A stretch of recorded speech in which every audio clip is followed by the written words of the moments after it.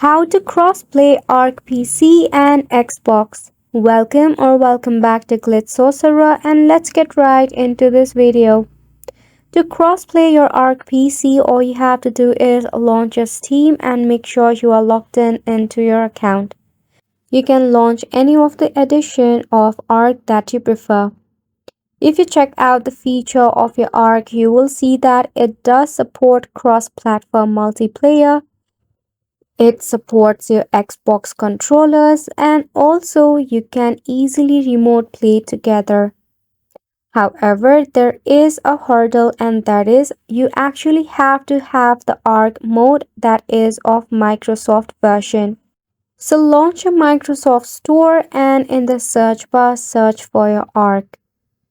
Then all you have to do is purchase this game for your PC. Then it will ask you to sign in into your Microsoft account once again. Enter your password. Then you need to purchase this item.